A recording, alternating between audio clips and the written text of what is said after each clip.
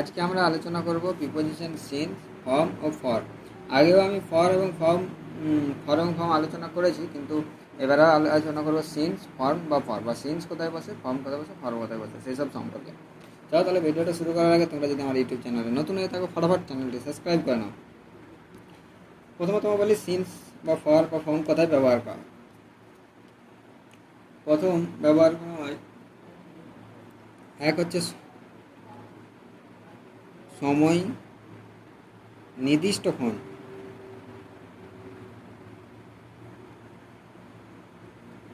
সময় নির্দিষ্টক্ষণ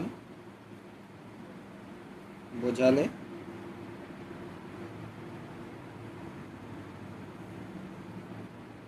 since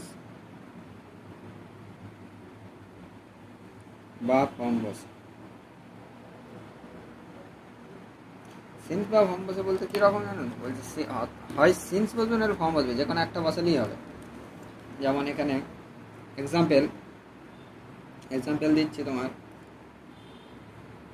it has raining, এখানে since অথবা ফর্ম যে কোনো একটা। হাইওয়ে, 5টা থেকে বৃষ্টি হচ্ছে। তারপর আরেকটা,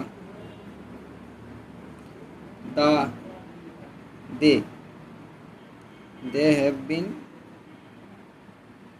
রিডিং, সিন্স অথবা ফর্ম দ্য ইভিনিং,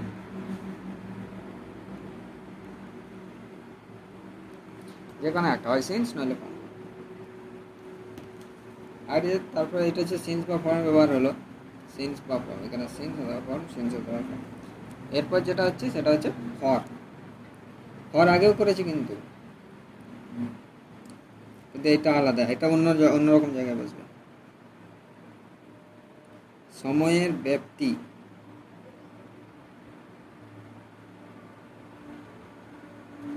বোঝালে, সময়ের ব্যাপ্তি বলতে বুঝতে পারছি তো, মানে কি 2 ঘন্টা একটা কোনো কাজের সাথে 2 ঘন্টা যুক্ত, 1 বছর যুক্ত, একটা কোনো কাজের সঙ্গে 2 বছর, 3 বছর, 4 বছর, 1 মাস, 1 ঘন্টা, 2 ঘন্টা, তাহলে হচ্ছে ফর বসে। Example, student have been playing for 2 hours, for, তাই এখানে 2 ঘন্টা ধরে খেলছে, তাই এখানে ফর ব্যবহার করা। আরেকটা যেটা রয়েছে সেটা হচ্ছে হি হ্যাজ বিন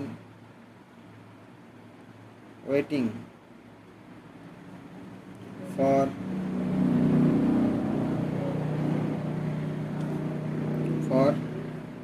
12 month, মানে 12 বছর ধরে সে অপেক্ষা করছে, তাই এখানে ফর ব্যবহার করা হয়েছে, ফর। এই হলো সিন্স, ফর এবং ফর্মের নিয়ম। Bye bye, tata.